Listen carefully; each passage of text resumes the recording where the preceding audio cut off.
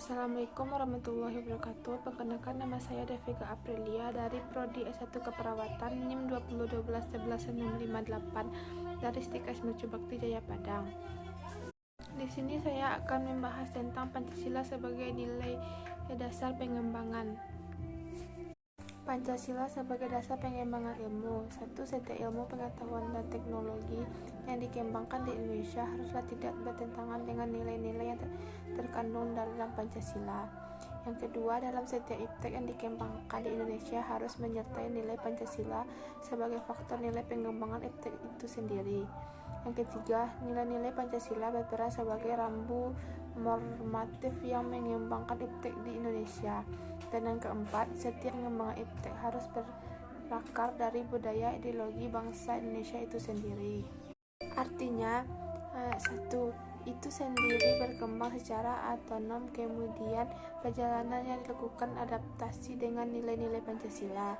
Yang kedua, sejak awal pengembangan iptek sudah harus melibatkan nilai-nilai Pancasila. Yang ketiga, ada aturan main yang harus disepakati oleh para ilmuwan sebelum ilmu itu dikembangkan. Dan yang keempat, Pancasila bukan hanya sebagai dasar nilai pengembangan ilmu, tapi sudah menjadi paradigma ilmu yang dikembangkan di Indonesia. Pentingnya Pancasila sebagai sistem nilai pengembangan ilmu. Yang pertama, kerusakan lingkungan yang ditimbulkan oleh iptek baik dengan dalil mempercepat pembangunan daerah tertinggal maupun upaya peningkatan kesejahteraan masyarakat perlu mendapatkan perhatian yang serius. Yang kedua, penjabaran sila-sila Pancasila sebagai dasar nilai pengembangan iptek dapat menjadi kemajuan sarana untuk mengontrol dan menghadirkan kemajuan iptek yang berpengaruh pada cara berpikir dan bertindak masyarakat yang cenderung pragmatis. Yang ketiga, nilai-nilai kearifan lokal dan menjadi simbol kehidupan di berbagai daerah mulai digantikan dengan gaya hidup globalitas seperti gotong royong digantikan dengan individu. Dan selanjutnya, makna dari sila yang harus diterapkan. Yang pertama, memberikan kesadaran bahwa manusia hidup di dunia ibaratkan sedang menempuh ujian dan hasil ujian akan menentukan kehidupan dan abdi di akhirat nanti.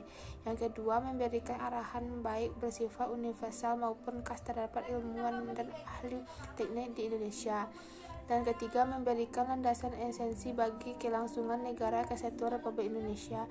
Dan yang keempat, memberikan kearahan asas kerakyatan yang mengandung arti bahwa pembentukan negara Republik Indonesia ini adalah oleh dan untuk rakyat Indonesia.